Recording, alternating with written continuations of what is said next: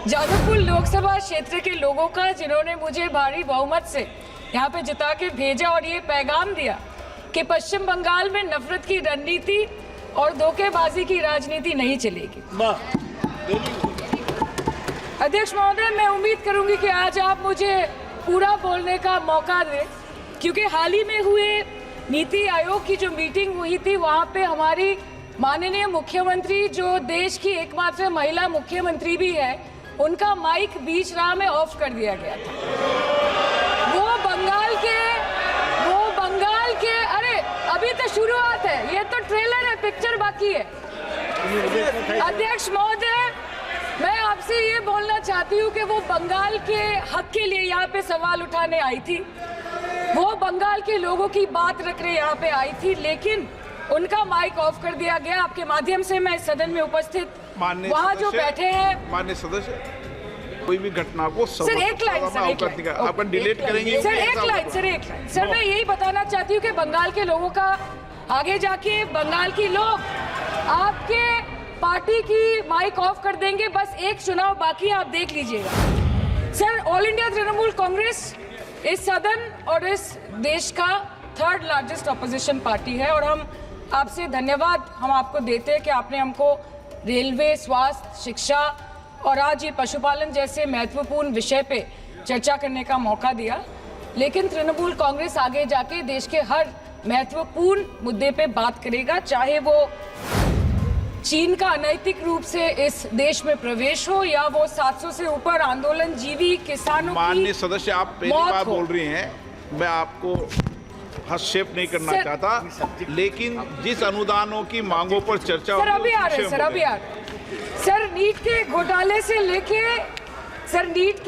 से लेके जीएसटी के बोझ तक, एयरपोर्ट की छत टूट जाने से लेके रेल पटरी से छूट जाने तक, तृणमूल कांग्रेस के सदस्य, हर सांसद देश के हर गंभीर मुद्दे पर चर्चा करेंगे। बस यही आपको बोलना था। हमारे किसान अपनी मवेशी को, अपनी फसल को माँ की तरफ पूछते हैं, जिस खेत में वो हल चलाते हैं उस जमीन को नमन करते हैं। But does this sector get what it deserves? इसका जवाब अगर आप देश के किसान से पूछेंगे तो वो आपको यही बात बोलेंगे कि चाय से शुरू हुई थी सरकार और गाय पे अटक गई, और विकास की मौसी 10 साल में रास्ते में भटक गई। सर, किसान खुद क्या खाएंगे? अपने परिवार के लोगों का खिलाएंगे? अपनी गाय, भैंस, भेड़, बकरी को क्या खिलाएंगे? सर, ऐसे ही वारदात होते हैं जहाँ गरीबी से जूझता हुआ एक किसान उसको अपनी गाय, भेड़, बकरी को बेचने में मजबूर करते हैं और अंत में जाके वो अपनी खुद की जान ले लेते हैं। सर, पिछले 10 सालों में 1,12,000 किसानों ने इस देश में आत्महत्या की। एनसीआरबी की एक रिपोर्ट के अनुसार 10 साल में हर दिन इस देश में एवरेज में 30 किसान हर दिन अपनी जान ले लेते हैं। सर, इस देश के लोगों का यही है किस्सा कि जिसको जिताया वो राजा की तरह जाएगा और जिन्होंने जिताया वो फकीर की तरह। सर, ये बहुत गौरक्षा की भी बातें करते हैं। तो सर, पहले खाना ही नहीं मिला, फॉडर क्राइसिस, फिर मिल भी जाए तो इतना महंगा कि किसान खरीद ही नहीं पा रहा है, फॉडर इन्फ्लेशन, और सर खाना मिल भी जाए तो पशुओं की बीमारी। उससे मुकाबला करने के लिए इस सरकार ने क्या किया? ये बोलते हैं कि गाय हमारी माता है, पर माँ की रक्षा करना इन्हें नहीं आता है।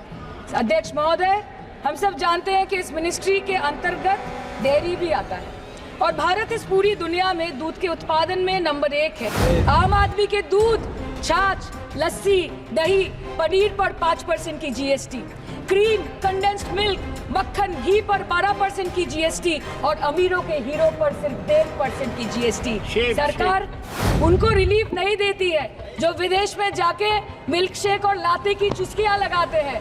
ये सरकार उनको रिलीफ नहीं देती जो आम आदमी 2 पैकेट दूध खरीदने से पहले 10 बार सोचता है। सर, बचपन से हम सुनते आए थे कि संडे हो या मंडे रोज खाओ अंडे।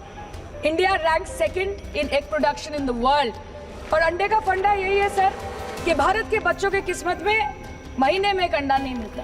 मिड डे मील के चलते हफ्ते में अगर एक आध अंडा मिल भी रहा था तो कहीं धर्म के नाम पे तो कहीं महंगाई के चलते उसे बंद करने की मांग उठ रही है। मैडम, मैं बस ये कहना चाहती हूँ कि इस बीजेपी सरकार ने पिछले 10 सालों में इस देश के लिए क्या किया, उससे बड़ी तालिका बनेगी कि 10 साल में क्या क्या कर सकते थे पर किया नहीं।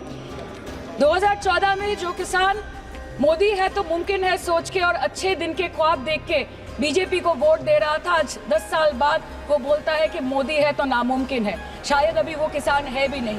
तो इसीलिए मैं बोलना चाहती हूँ कि समय बड़ा महत्वपूर्ण होता है अध्यक्ष महोदय और बड़ा बलवान। बंगाली में हम एक बात बोलते हैं कि समय गेले साधन होबे ना। इसका मतलब यही है कि अगर समय चला गया तो साधना नहीं होगी, अगर भक्त रूठ गए तो आराधना नहीं होगी। और 3 से 303 से 240 के आंकड़े बोलते हैं कि इस बार जो आप चले गए तो दोबारा लौटने की संभावना नहीं होगी। तो यही बोल के मैं अपनी बात खत्म करती हूँ। Thank you so much.